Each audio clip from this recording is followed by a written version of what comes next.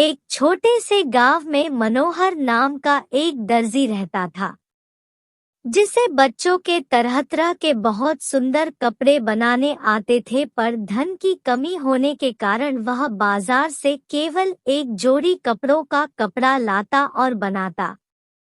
मनोहर के बनाए गए कपड़ों को जितने दाम मिलने चाहिए थे उतने मिलते नहीं थे। फिर भी मनोहर अपने मन को कभी छोटा नहीं करता और बड़ी लगन से काम करता। मनोहर ने अपनी दुकान अपने घर के पीछे ही रखे थे। मनोहर अपने घर में अपनी पत्नी के साथ रहता था। एक दिन जब मनोहर अपने दुकान में काम कर रहा होता है तब मुझे काफी देर हो गए हैं। अब तो बाहर अंधेरा भी हो गया है। आज मैं इन कपड़ों को काट कर रख देता हूँ, कल आकर इसकी सिलाई कर लूंगा। ऐसा सोचकर मनोहर अपने घर की तरफ निकल पड़ता है। थोड़ी दूर चलने पर उसे एक खोटा सिक्का मिलता है। वह सिक्के को हाथ में उठाता है और खराब समझकर फेंक देता है। सिक्के जाकर उसके दुकान में गिर जाते हैं। अगले ही दिन जब मनोहर ने अपनी दुकान खोली तो उसके आश्चर्य का ठिकाना न रहा।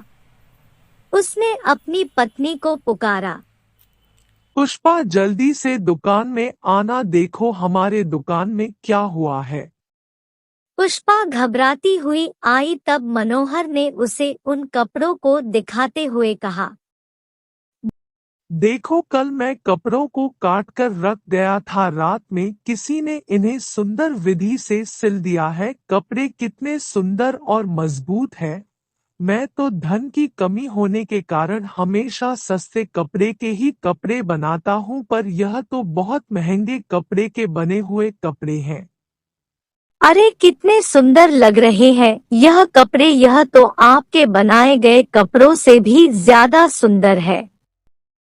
फिर मनोहर उस कपड़े को अपने दुकान के सामने लगा देता है। उस दिन मनोहर की दुकान पर एक राजकुमारी आई। उसे मनोहर के बनाए हुए कपड़े बहुत पसंद आए। उसने तुरंत उस कपड़े को बहुत सारा धन देकर खरीद लिया। अगले दिन मनोहर ने जैसे ही 2 जोड़ी कपड़े काटे फिर से अंधेरा हो गया और मनोहर को लगा कि काफी समय हो गया है और वह अपने घर की तरफ निकल दिया। आज पुष्पा ने घर पर स्वादिष्ट भोजन बनाए हैं। मनोहर के घर पहुंचने पर पुष्पा कहती है, हाथ मुंह धो आओ, मैं खाना परोसती हूँ। दोनों ने खाना खाया और बातें करते हुए सो गए। अगले दिन मनोहर ने अपनी दुकान खोली तो उसने दोनों जोड़ी कपड़ों को सिला हुआ पाया।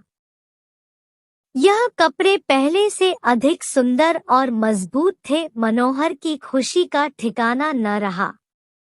उसने अपनी पत्नी को बुलाया, कपड़ा दिखाया और कहने लगा, अब हमें संकट का सामना नहीं करना पड़ेगा। पिछले दिनों हम गरीबी में जीवन व्यतीत कर रहे थे, अब हम अच्छा खाना प्राप्त कर सकेंगे। फिर से मनोहर ने उन दोनों कपड़ों को अपने दुकान के बाहर लगा दिया। उस दिन मनोहर के गांव से एक दूसरे देश की राजकुमारी जा रही थी। उसने मनोहर के द्वारा सिले गए कपड़ों को देखा और प्रशंसा करने लगी। इतनी सुंदर और मजबूत कपड़े तो हमारे देश में बड़े से बड़े दर्जी भी नहीं बना पाते, और तुम एक छोटे से गांव में होकर इतना बढ़िया कपड़ा बनाते हो। राजकुमारी उन दोनों कपड़ों को खरीद लेती है और मनोहर को बहुत सारा धन देती है। इस प्रकार मनोहर दिन प्रतिदिन धनी होता गया। उसका यश अनेक राज्यों में फैल गया। उसके पास विभिन्न राज्यों के राजकुमार एवं राजकुमारी के कपड़ों को सिलने के संदेश आने लगे। उसकी पत्नी भी अब अच्छे कपड़े तथा आभूषण पहनने लगी। कुछ दिन बाद दीपावली का त्योहार आया। तब पुष्पा ने अच्छे अच्छे पकवान बनाए और पत्नी के कहने पर मनोहर ने बहुत सा भोजन अपनी दुकान में रख दिए। और मनोहर अंधेरे होने का इंतजार करने लगा। जैसे ही अंधेरा हुआ मनोहर अपनी पत्नी के साथ दरवाजे से झांकने लगा। उन्होंने देखा कि दुकान में एक खोटा सिक्का रखा हुआ है। वह सिक्का बहुत तेज रोशनी के साथ चमकने लगता है और सिक्के से दो नन्ही परियां बाहर आती है।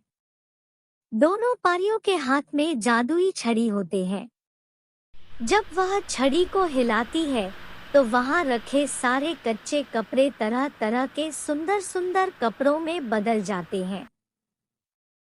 कपड़े बनाने के बाद नन्ही परियों ने खूब सारा भोजन किया और खूब नाची। यह देखकर मनोहर और उसकी पत्नी भी खुशी से खूब नाचने लगते हैं।